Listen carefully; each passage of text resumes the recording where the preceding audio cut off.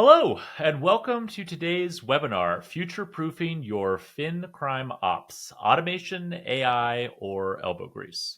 I am very delighted to be hosting this discussion and moderating it. Financial crime, for all of you who are joining us, as you know, is just one of those topics that's constantly changing, constantly evolving. And I feel delighted to have some wonderful practitioners joining me to share what they're seeing and how they're adapting to this world. So without further ado, let's go ahead and dive in by introducing those practitioners. So I'm Alex Johnson, creator of FinTech Takes. I, again, have the privilege of moderating this discussion.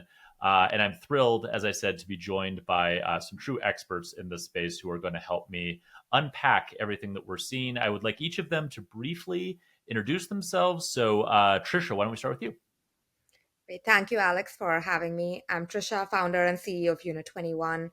Unit21 does anti-money laundering, anti-fraud software for fintechs and banks around the world. Lovely. Well, thank you so much for being here. Elliot, why don't you go next?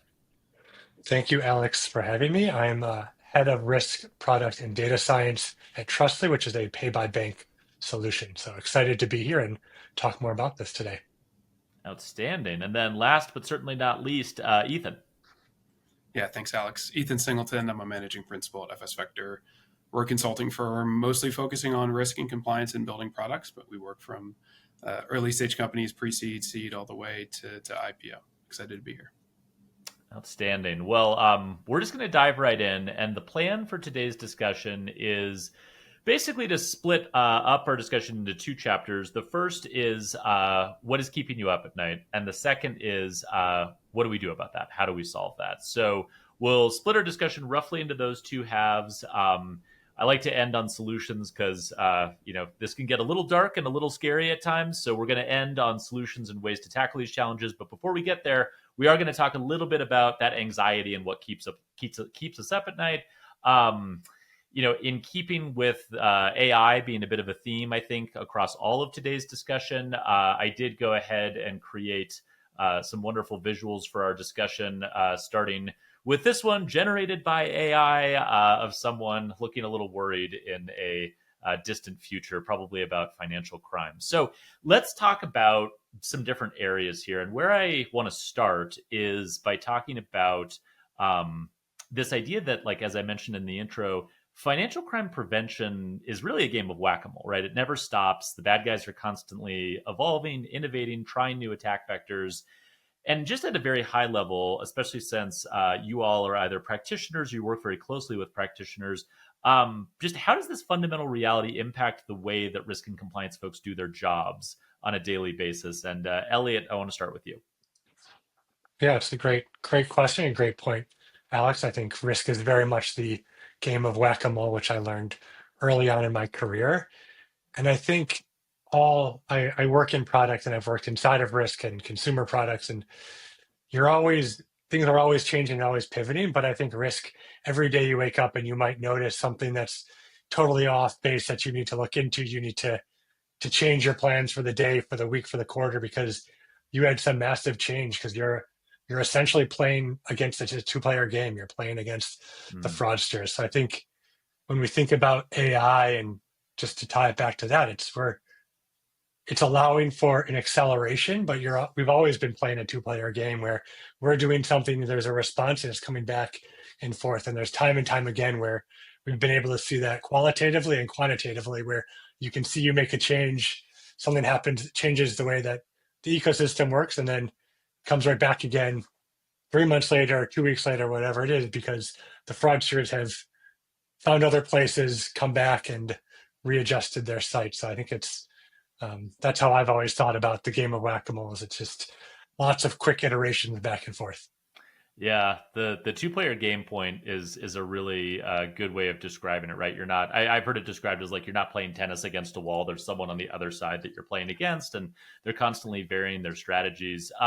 Ethan, I know your clients deal with this on a daily basis. What do you hear from them about this challenge?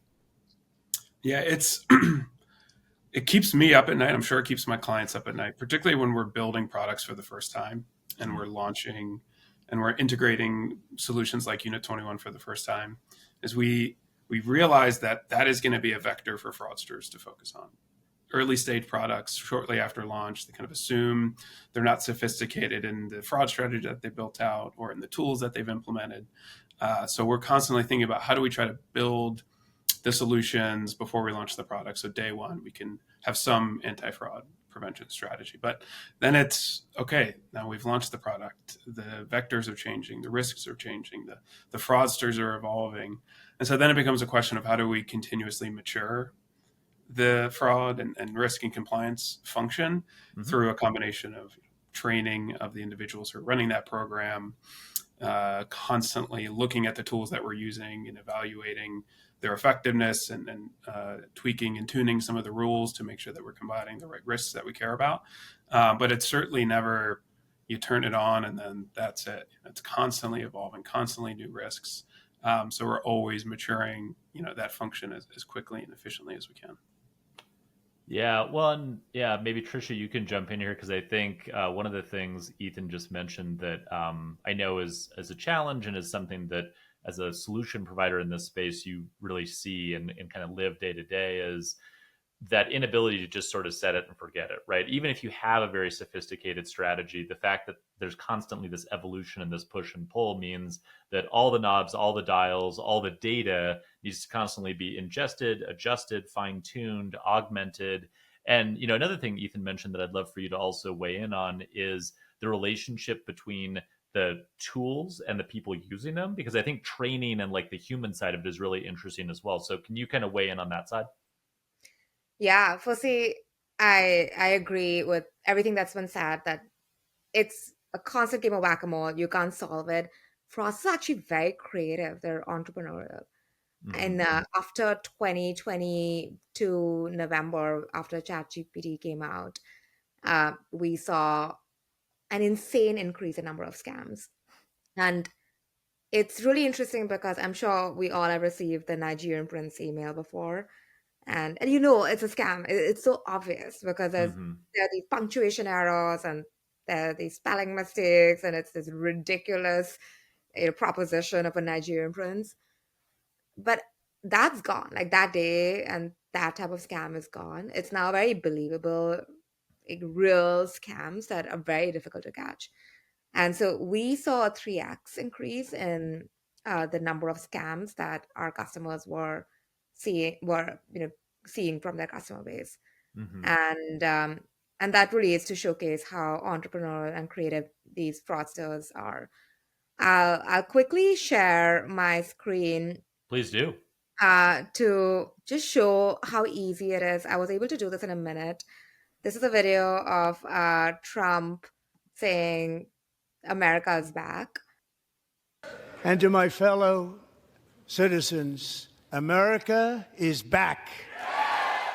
And then this is a video of me that I made as Trump. And, I was showcasing the same video with his voice. And it's crazy. Like this. And to my fellow wow. citizens, America is back. So this is what I look like as a older white male. But it's so interesting. I was able to do this from these tools that are super easy to access within a couple minutes. And so the depth of the scams have become definitely much bigger, of deep fakes now with AI. And I think even typical security threats of just finding a way to get into the system, they've been solved. What has not been solved is where the human can be the weak link and the human can give over information. So we see this all the time. Well, you touched on a couple different areas. First of all, that was a bit disturbing seeing that video, so thank you for that. We really are going to have to end on a high note now.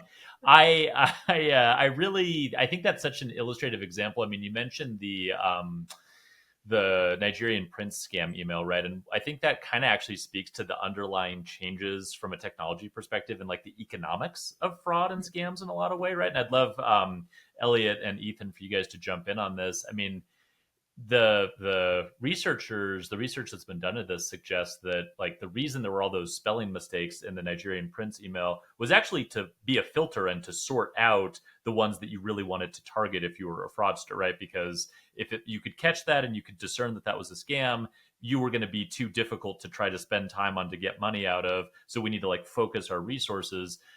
The fact that all of these scams are now becoming kind of indistinguishable from reality, it really suggests that like the unit economics of fraud have changed in a pretty fundamental way, right? Like the costs have been knocked down so much.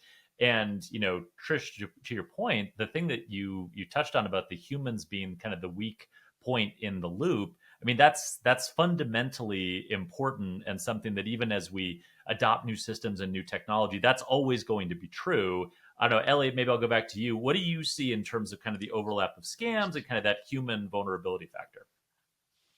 Yeah, that's like a really good point, and I've reflected a lot on that. I mean, while you're saying it, but I think where we used to think of fraud and fraudsters was they were trying to operate their OpEx, basically, as you said.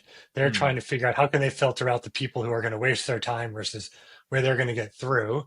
And now and how could you fight fraud? You would have rules, and you could then figure out how can you make it more expensive for them to commit fraud. You make them get cell phones, you have them have existing email addresses, existing bank accounts. You could figure out how can we make it more expensive for the fraudster to commit fraud, and that would deter them enough.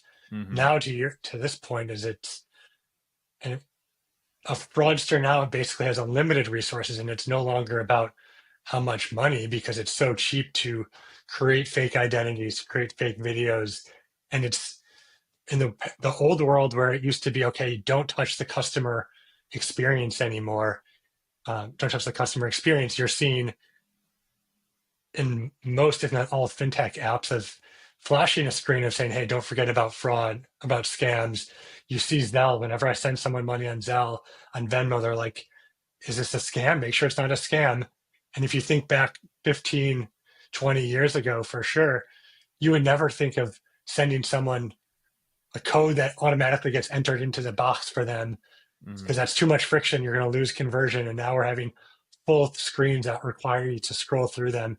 And I think the whole paradigm is shifting for no longer is the human the thing that we're optimizing for. We're really optimizing for AI, and we're optimizing for the human can do a little bit more. And I see this true both in risk and fraud, and also from data science and AI. Like you can train models very, very differently, and artificial intelligence has shifted the paradigm for the way that we create transaction models and monitoring models and everything, because it's now you can throw everything at a machine, but the human intelligence is actually what's starting to add value in different ways. So I think it's across the board, but at the one takeaway that I really have is we are what used to be machines that we could kind of fight against. Now we're saying, look, we need the human. We need to educate the human, and we are investing in that. And it used to be fraud. Let's keep you behind the scenes. Let's keep it silent. And there's no, let's show them. Let's make sure that people are aware of this, and they're helping us to prevent frauds and scams. I think that's one thing that I've really noticed. Yeah, the one thing I'm going to add to that is with just the volume, right? The sheer scams and the frauds and the tax and the sophistication of each of those, the risk vectors are just growing enormously. And they're also getting bolder, the fraudsters, I think. And the story from a client of ours recently, account takeover event occurred. It got to the point where the fraudster was communicating with the support team at this fintech we're advising, and was just being extremely bold and professing that they were their customer and that they were going to threaten litigation if they didn't release funds. And which is scary for the support person, the fraud analyst that's reviewing that. But it also shows you that it's really important to have the person on the fintech or the bank or the operation side being trained really well on how to respond to that situation, and be able to identify the red flags and be calm, cool, and collected in how they respond to that fraudster. And ultimately, it resulted in reporting this instance to the FBI and local law enforcement, and the customer, ultimate real customer, was protected. But it goes to show you that you really have to have right training in place for the folks that are interacting with the scamsters and the fraudsters once they get past that kind of first line of tools and defense. Yeah, I mean, one of the things about that that's just such a fascinating wrinkle, and it kind of ties back to a point Elliot was making as well, is I think we are evolving from a world where fraud was kind of A, easy enough to kind of detect and keep out, and B, that sort of drove like this mindset, I think, in the industry of like almost trying to present to customers and to employees, like, we'll just keep fraud away, right? Like, you don't have to worry about fraud. Like, we're going to stop it before it ever even becomes an issue that you have to think about. And it does feel like we are very much in a mindset shift where now, like, A, fraud is too good and it's impossible to keep out of the system entirely and to just have that level of confidence. But B, that, and I think, you know, Elliot, I can go back to you real fast on this, since you guys kind of are constantly, I'm sure, kind of figuring out what the impact on the end customer is and how they're taking all of this. But like, what I've seen is consumers actually build trust and get value out of seeing how you're protecting them. And so there's always this age old question of like friction versus safety and risk management. But I think in some cases, we're actually seeing kind of the loop complete itself to a degree where now, if you impose a little bit of friction at the right points combined with education and here's why we're doing this, it actually strengthens trust and creates a better customer experience, even if it is marginally slower or less convenient. Is that a fair statement? I think it's very fair. I remember speaking to a customer a while ago, and they had sent a large amount of money, and they said, like, and there were a lot of risk checks that were going on. We knew it was them. We checked ATO, we checked stolen bank account, we checked collusion fraud, we checked all the common fraud types. It was a good transaction, but the customer was like, you didn't do anything to verify it was me. You logged in seamlessly. I went in and just sent money, sent $1,000 or whatever it was. And for me, that was kind of an aha moment. And thinking about it now is like, we always talk about human in the loop for when we're doing modeling and stuff, but it's everything is requiring human in the loop. It's not just how can you have models, how can you have AI do things. It's on both sides. We need the consumers and the customers to do things. We need the agents to be able to say, great, we can give them all these amazing models and we can try to streamline as much as we can. But it's, as Ethan said, it's going to come down to a customer support person. They're going to have to know what to do. They're going to have to see the right signals and be able to say, look, I'm highly trained, I'm highly educated. I've got everything in front of me on my risk command center. And it's getting the right cases brought to me, but it's ultimately still those humans who can help figure out, well, how do I make a judgment call? How do I figure this decision out? But I think it's, to your original question, it's exactly that. We're more comfortable with the idea of friction. People are used to using cell phones every day. And I was listening to a podcast this week. I was talking about 2015. And when you hear about 2015, it was like, that was like early iPhone days, early Android. Like, that was only 10 years ago. Like, that is wild to imagine now that 3 years ago we had ChatGPT already. Like, I think the paradigm is changing, and we're catching up. I mean, but I think it's still, the idea of friction is, you know, totally on its head from if you were to teleport back 20 years ago to now. So that's a good point, Alex. Yeah, well, and I think and maybe Trish, I'll go back to you on this. I mean, the employee side of it is really important too, right? Because as Elliot is saying, like, human in the loop is just a concept that we're going to be seemingly kind of embracing in a lot of different ways as we lean more into AI and automation. And we're going to talk more about solutions in a second, but curious if you can kind of elaborate a little bit on sort of the interaction between the bank or fintech companies' employees and systems like Unit21 and kind of where those interface with each other. Because obviously, like, you do want to have a human in the loop. You want to make sure there's good training. You want to make sure they have all the data they need at their fingertips. But like, how do you see your clients sort of merging those two ideas? Yeah, it's a really good question. I think the human is super important, and I feel like quite underutilized in the industry today, and utilized for things that actually can be automated and not for the true creativity and getting in the mind of the fraudster. Two things that we've seen.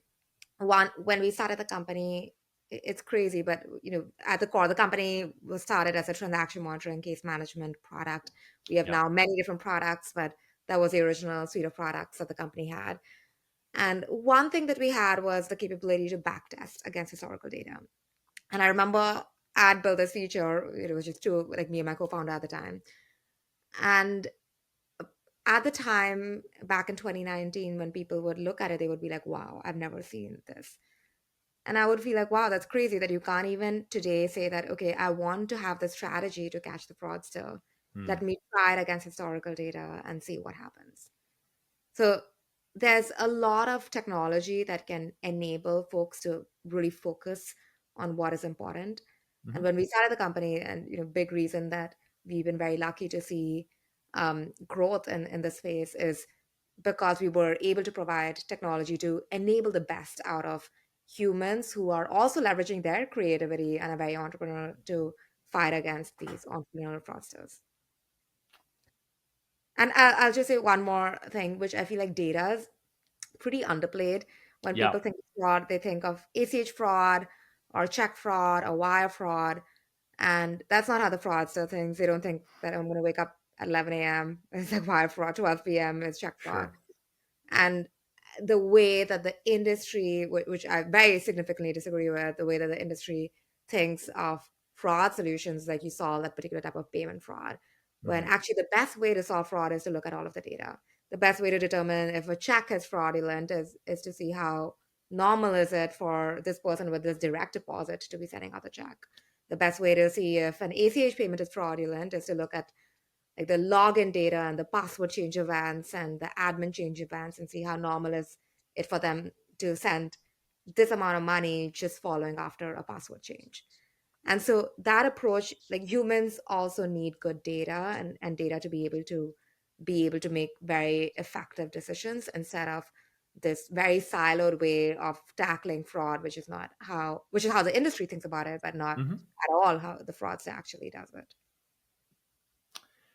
I have a question on that because I think that's really interesting, and you have like a unique point of view where maybe Ethan also to a point, but you see a lot of different companies and different products that are being attacked in kind of vectors of different fraud, and we all feel like we're unique and we're very special. But how do you think of fraud as like from an industry-wide standpoint? How are you noticing the trends and responding to them, and also helping to set kind of like you said, like you've noticed there's things that the industry is hyper focused on and maybe they're not focused on. So as someone who's focused on it from a platform layer, how do you make those decisions and identify those things? Would love to just hear a bit more from your day to day or however your perspective. Yeah, I can share maybe one example of where or one or two examples of where we think that the industry is wrong in the way that they think about it. One, as I mentioned, is that it's very specific on the type of fraud, which means that you're eliminating a lot of data that actually can be useful to identify fraud. And the second is, I think there's almost an extreme over-reliance on machine learning scores. We have machine learning scores, it's not like the entire industry does it, every solution provider in the space does it. But what is a machine learning score trained on? It's trained on, again, a subset of really specific data across the industry. So today, if for Trustly, there might be data about the type of company, which it's going to be very different type of data than Chime's data structure. And so that's really one of the things that we think is really important, is to be able to use the totality of all of the evidence in order to determine if there's any breadcrumbs left on the way, which is not how the industry thinks about it. The industry still thinks about it as, give me a score, take away this problem, I don't want to think about it. And I wish it was as easy, but they're pretty creative criminals that we're fighting against. Yeah, I think just one thing to add on that is we work with a lot of different fintechs and tech fins. I don't know if that's a term, but and SaaS companies who've embedded some financial products. Sure. Yeah. Banking or cards is not their main focus, right? They just happen to offer that to the customers. And I think for those types of products, the fraud vectors and the fraud risks, and even the scam artist are completely different than maybe traditional banking. And so there's different risk factors to evaluate for your specific client base that you've embedded this financial product and then offered to. And types of fraud that are not maybe unique to the financial product, but maybe to the sector that you're offering that financial product to. Say maybe logistics, for example. There might be invoice fraud or factoring fraud, things that might be unique to that particular industry, that it's going to be very bespoke, your fraud approach and how you even utilize Unit21 and the fraud rules and how you adjust those to detect fraud. So I guess, it's not one size fits all for fraud approach across these different product offerings and across these different industries. That's a really good point, and it broaches one other thing I wanted to ask about as we're sort of wrapping up on the what keeps you up at night section of the presentation. I feel like one of the themes we're touching on here is this idea that like silos make everything harder, right? And the silos can be between different fraud types within kind of the FinCrime ops world. It can be silos between different products offered by the bank or fintech company. Ethan, the point you just made, it could be silos between a financial services infrastructure provider and their distribution partners that might be in other industries that have like different dynamics that are specific to that vertical. It could even be potentially between different sort of functional roles within the organization, right? I know everyone who works in risk and compliance, they're always kind of dreaming of a world where it's like, if we could just like stop all the customers from signing up, I could get risk and fraud down to zero. Like we just wouldn't have any problems. That, of course, that's not reasonable, that we can't run a business that way, but there's always this kind of healthy tension, I feel like, between different parts of the organization, different product structures. And so I'd love to get each of your takes real quickly on just from an organizational alignment perspective. And again, it can be between products, it can be between different groups, it can be between different partners. How do you see that tension kind of resolving itself, and where some of the kind of friction is that comes in when those goals aren't necessarily totally aligned? Elliot, maybe I'll start with you on that one. It's a good question. I think any modern day company, there is a lot of friction, but I can relate to that. Hey, if you want zero losses, just turn the faucet off. I think that's the classic analogy. I think two things, like two main thoughts on this. The first is that for me, it comes down to education. It's putting people and making sure they understand the problems we're dealing with. How does fraud work? I'm always surprised with both how well people understand fraud and how well people don't understand fraud on the same time, and the same people. And I think just talking through it, A, from a conceptual level, and B, like from a, hey, look at this story that happened last week. We had this, that happen. And they're like, wow, that's really interesting. And that seems to always provide kind of a better understanding of what's going on. And it's kind of, as I said out loud, like that's what you're doing as a product manager, is you're bringing forward the customer pain points and the customer stories to the company and to the go-to-market teams and to the operations team and to the risk teams. And we have that same opportunity to explain, look, these are our pain points, and talking through it. Mm-hmm. What I really like from risk is when you're truly data-driven, risk is usually already very data-driven, and it's the easiest way to make a business case.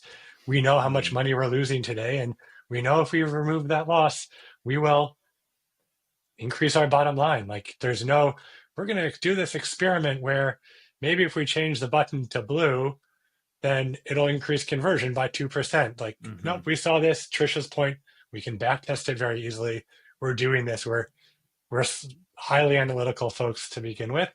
And so I think that always bringing those trade-offs and phrasing and saying, like, look, what does the business want to do? I want losses to go lower, but if the business is willing to accept higher losses, I'm all for that too. Like it's always that trade-off, and we can make that trade-off easier through better technology and better tooling and better advancements, but bringing forward and saying, look, here's what we're doing. Here's the analytic. Here's the KPI trade-off that we're trying to make. Mm-hmm.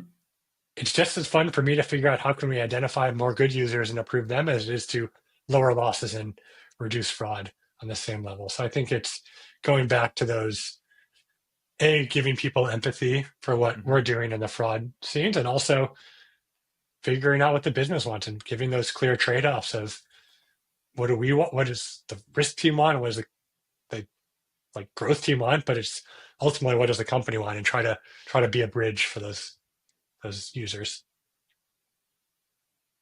Yeah, and I think the governance aspect of this, particularly as companies are scaling and product and risk and compliance start to become more and more siloed, the collaboration between those groups as they become siloed is extremely important. And almost having a product team or embedded risk gate within a product team where they have maybe someone on the product team who's responsible for liaisoning with risk and compliance as new product features are being explored or levers are being adjusted to make a better product and potentially increase customer acquisition or retention. Having risk and compliance involved really early on in those conversations, as opposed to just creating the product change last minute, going to risk and compliance and trying to get a thumbs up and then them saying no and have to restart the entire process. Yeah, I think that's really well said. I've heard that expressed by other kind of risk and compliance folks. So they're like, it's just a million times easier when we're embedded at the beginning of the process and can help provide input and not like be a blocker, but just help people sort of see around potential landmines or challenges and provide that education, as Elliot was saying. Let's go ahead and jump to the second part where we get to talk about solutions. And the sort of subtitle for this section is automation, AI, or elbow grease. I asked ChatGPT for an image of a cyborg putting elbow grease into doing a manual task, and this is what it came up with. So, forgive me for the imagery. I know we're not in the bar or restaurant business, but hopefully it gives you a sense of the different levers we have to pull on. And I want to start by talking about automation, because obviously before we get to all of the kind of generative AI, large language model stuff, which is very exciting. There's a lot of interesting stuff to be done there. I do want to acknowledge the fact that, there have been a lot of places where we've found areas to get wins with kind of automated rule-driven systems and even machine learning models. Trisha, going back to your point about kind of over-reliance versus the proper amount of reliance. So I'm wondering if each of you can kind of give a quick maybe example of where you've seen automation and these rule-driven systems really do well and provide value. Like, what's a good job to be done when we're applying this type of technology? Trisha, maybe we'll start with you. Yeah, great question. AI is the hot new thing, but it's everyone's been trying to automate things for a long time. Yeah. I'd say pre-AI, post-ChatGPT era, the top three things that we saw in the company for automation, one was testing. So back testing against historical data, running shadow mode on rules, running A/B tests on rules.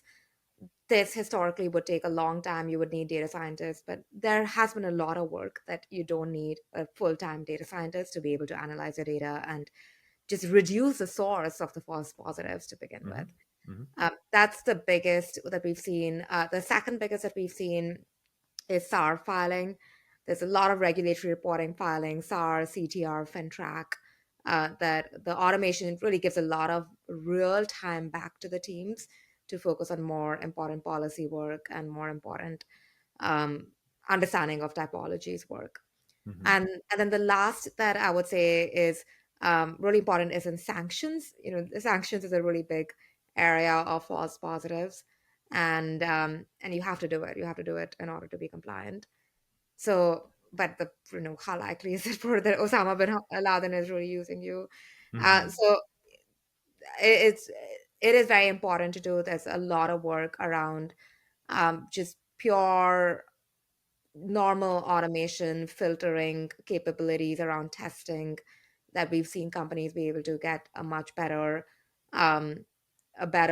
rate down of noisy alerts. And that's something that I've also found to be really effective for compliance teams. That's great. Ethan, how about you? Any areas of automation jump out? Yeah, I'll piggyback off of Trisha because sanctions is just one of those areas. We'll go way back in time, over a decade ago when I started my career at HSBC, was in the financial crime compliance group. And part of the group that I oversaw was really basic kind of level 1 sanctions alerts. And back then it was, we had L1 analysts going into the system, looking at the name, date of birth of the HSBC customer, name, date of birth of the sanctioned individual, and saying, no. And it's kind of basic information like that. And we early on realized these are if-and equations that we can easily integrate into a database that we built out. And that has continuously evolved. So more than just name and date of birth, but location and passport information, other identifying information.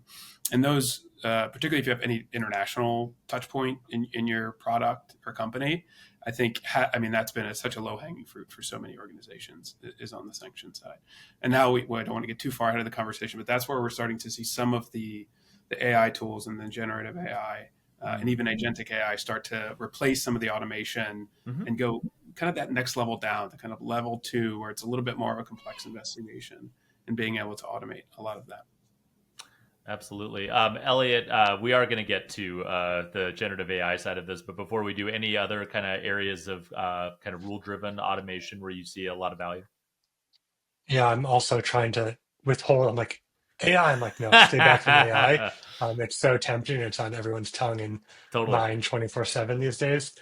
I think I agree with everything Trisha and Ethan said. I think if it's a rule decision that a human's doing, it should be a machine. And I think there's like 2 rules of thumb that I kind of go by. Obviously, if there's a lot of people doing it, then it's clearly something to do. But for processes and tasks that you have a very clear SOP for, of like, do this, then that, and that. And maybe it takes time, maybe it doesn't. Maybe it's just something that people don't like to do. But usually, if there's a clear SOP for it, it probably could be automated. And you can figure out the rules and figure out how you get the data into the right places there. So I think that's like one sign across the board of, is it transaction monitoring? Is it, everything that we've already said. And I think the other place is just places that we're measuring humans on their accuracy for. When I've worked with customer support centers, obviously, when you have 800 people answering phones and there's decisions that are happening in a back office, that's obviously a big place for automation just from the description of it. But when you start to think through, well, what's the accuracy of the humans? And that's where I've really seen a lot of opportunity, one in automation, but also in terms of giving better experiences for customers. You can say, look, before we had a human and they were 60% accurate, and now we can do this through a machine and it's 95% accurate, and we know every time it's exactly accurate. And it's not because Elliot woke up and didn't have time to have a cup of coffee today and now he's just pissed off and declining every loan. We can really have a clear, hey, here's what it is, here's the reasons, and going forward. So maybe not the loan case. I don't know if there's any regulatory reasons, not saying that I'm doing loan approvals, but I think that's when you have human decision accuracy, it's an opportunity and a benefit as well. No, yeah. Well, with the financial crime stuff, I know for a fact if I haven't had enough caffeine, I would be terrible to have working the button on that, because my decisions would definitely be a little bit biased. So that's a perfect setup then to talk briefly about AI, which is where we're all focused, I think, on a pretty daily basis these days. The way I want to ask this question is by kind of contrasting 2 different things, right? So we've talked about automation, and to a degree, and Ethan, you were making this point very well. There's kind of a level 1 that's fairly simple. As Elliot was describing, there's sort of like a standard operating procedure for how we make this decision. There's clear, kind of standardized formatted data that we're using to make these decisions. The outputs are kind of clear every time. Pretty easy use case for automation. There's lots of stuff that doesn't fit into that bucket, right? And what I've been kind of trying to suss out a little bit is, what are the sort of elements of jobs to be done within risk and compliance that don't fit into that easy sort of automation bucket, where we put human beings, but we might not necessarily want human beings to be doing that job. We might not need them to be doing that job, or maybe we can augment them in some way using some of these large language model capabilities. Elliot, I'm going to start with you and we'll kind of work our way down. How, almost more from like a philosophical or framework perspective, do you approach thinking about where large language models and generative AI can be useful in this context? It's a really good question. We actually kind of discussed this recently. I think that there's two ways to use it. It's like, do you think that you're going to move to agentic full on 100%? Sure. But I think that's one path to take. But a lot of areas that you would previously invest resources to build a proof of concept, you want to build out a new model, you want to try to predict some kind of behavior, it's very expensive from a human investment to build out a machine learning model. And what can do that very quickly, and maybe not as specifically, but an LLM can do that. So it can take and say, okay, we might not have the data organized, we might not have everything in the right place, but it's something that you can really quickly, within minutes, hours, days, build out a proof of concept across the board to say, well, how would this work? Does this work out? And you can kind of, instead of creating like a black box in a schematic diagram, you can really build out a proof of concept. And so I think it's a lot of these areas. It can help us. Yeah, it can help us with the tasks that we're currently automating, but I think it has a huge opportunity to allow us to make much quicker progress into these tasks that we're not sure, can we automate them? Can we not automate them? Like, you want to adjust some kind of decision or you want to try to make a change. That's really complicated. Like that backtesting example that Trisha mentioned, there's a reason why not everyone was doing it. Was because it wasn't always the easiest thing to automate. And how do you set it up and what's the infrastructure that you need? But if you can use LLMs to help bridge that gap for a short term, I think it's a huge, huge opportunity. And as you start to scale, then financially it becomes more expensive. So you're kind of making that trade-off of human investment to monetary capital investments. And as you scale it, maybe you'll say, look, we can't continue with this highly sophisticated model that's very general. We want to create a specific model that's maybe more traditional because it's going to be cheaper for us to run, but it's a longer investment to get there. So that's how I think it can be really powerful, that we're now just trying to figure out, okay, well, is this agentic forever, or is it like a MVP POC kind of level and then pushing forward? Trisha, I know you've spent some time thinking about that exact question about kind of the sustainability of this technology and like where to use it, where not to, how do you optimize costs? What would you add to how Elliot described that? Yeah, great question. We've had 3 AI products. The first 2 failed. The third we launched in May, which is an AI agent. And it's been the most successful and dramatic product of Unit21 since any product that I've launched. And it's been used a lot. It's been used 37,000 times. Over 100 companies are using it. The first 2 maybe were used a couple times by 2-3 companies that were our friends. Yeah. So what I've learned is that it has to be something that is accurate. That means you have to be able to build data sets to ensure that it's accurate, especially in this space. With coding, I think there's a little bit more leeway given that, okay, if the code is not fully accurate, if cursor spits out something nonsensical, then it's okay, and engineers like accept it.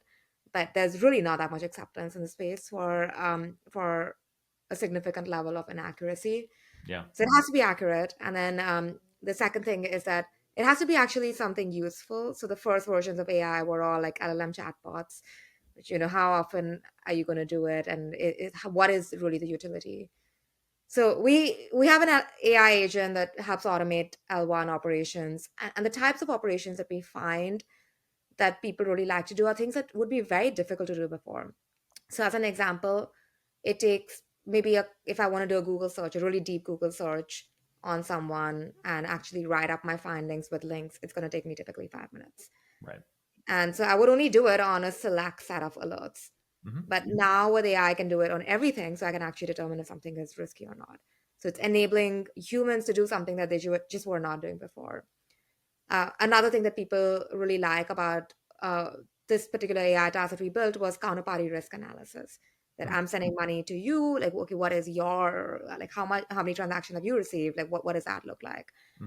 And that again wasn't done consistently throughout for every type of alert, just because people did not have the time, and so they would not do it. And so that's something that I think is really underappreciated, even for me personally, that it's enabling humans to do more. And I think the bar for um, what we all can do as an industry is just going to increase. So I'm really excited about that utility of AI, less the, Mm. oh, you're going to fire everyone and you're going to, automatically write SARS defense. And I don't view that, at least, as a very likely outcome right now. Right. Yeah. No, that makes a lot of sense. Ethan, you've done a great job holding yourself back from talking about AI, but now's your chance. What would you add to that? Yeah, I think the human in the loop component of Yeah. really, particularly right now, I think the best use of AI and agentic AI, the way Unit21 is thinking about it and implementing it, is to allow the risk and compliance analysts, investigators, to be so good at their job that Mm. the outcome of their investigation is better than it ever could have been without the use of AI, gathering all of the data and the research and putting it in a very digestible form for them to make a decision. Yeah. And then that, in combination with the speed that now those benefits bring, of being able to, where it might have taken 4 hours to do a complex investigation within Unit21 or another system, you can now really minimize that time to 30 minutes. And that's where we're seeing our fintech and our bank clients that use Unit21 and others are really seeing that reduction in total time needed for these investigations. And even FS Vector, we have a managed service team here, a team of investigators that use Unit21 in this example. And they've been raving about how much better the experience is and how the outcome of the investigations are better. And so overall, I think we're a long ways away from being able to have that complex investigation, and then there's going to be machines doing it all. And I think it's probably, we shouldn't get to that point anytime soon. Sure. But now I think we're seeing the benefits of kind of immediate market where an investigator analyst can have these tools, minimize total time, and then have a better outcome in the investigation itself. Yeah, that's fantastic. Okay, that is actually a great place to then jump to our final section that I just want to end on, which is being a little bit more tactical. So, just real quickly, if I could ask each one of you to share one tactical piece of advice for our audience that they can take away on how they can address some of the challenges that we've been talking about today, and or some of the opportunities, right? We just spent some really great time kind of digging into AI and all the different areas where it might add value. If you were just to give one tactical piece of advice, what would it be? Elliot, we'll start with you. Thank you. I would say try something, do something new. It's always very hard to do new things and to learn new things and realize that's not unique, and just get out there and try it. If you've been thinking about a tool, something catches your eye, check it out, try it out, see how it can work, whether it be at home or whether it be at work. Do something, because I mean, AI is not going anywhere and it's just going to speed up, and um, we're all just writing the playbook as we go. So give it a try, figure it out. I love that. Ethan, how about you? Yeah, I'll piggyback off that. Definitely give it a try, but then I'll take a step back and put my lawyer compliance hat back on and document the risk management, risk appetite for your organization and how you will explore and implement and utilize and test these AI tools, both LLM and agentic. And I think that takes a few different forms. The actual third-party risk management process and how you're evaluating these vendors. What questions are you asking of them to ensure that the models that they use don't present any red flags or risks that you aren't comfortable taking on? Kind of bleeds into the model risk management practices that you have at your organization, and ensuring that those policies and procedures and processes are updated to address the specific risks of these AI tools. And then overall, you have to get senior management buy-in, I think, particularly at these large organizations, to be able to implement some of these tools. So documenting these things and getting a good use case, addressing the risk and trying to mitigate them through the use of the tools, and then go for it. Just use them. They're great. Fantastic. All right, and Trisha, we'll let you close us out. Yeah, I think, criminals are using AI. There's no reason we shouldn't. We're just not going to succeed if we let them use AI and we don't. But the tactical advice I would give is actually try some of these tools yourself instead of delegating to your teams and asking them to do it, because then you'll know the limit of what is like BS marketing stuff versus what is real and can tangibly do things that you couldn't do before. Fantastic. I love all of that. I think that's exactly right. I really don't have anything to add. So that is a great place to leave it. Elliot, Ethan, Trisha, thank you so much for joining me. I had a ton of fun, and I'm sure our audience learned a lot. Appreciate it. Thanks for having us. Thank you.